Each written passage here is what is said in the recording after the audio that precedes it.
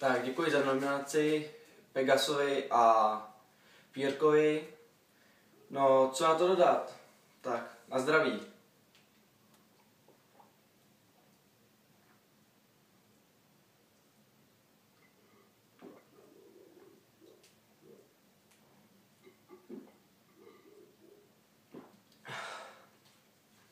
No, není to moje královská disciplína. Tak a teď nominovaní. Tak nominovaný bude určitě můj sparring partner Martin Jedlička. Dále bych to posunul do Prahy za Matoušem Hartmanem a také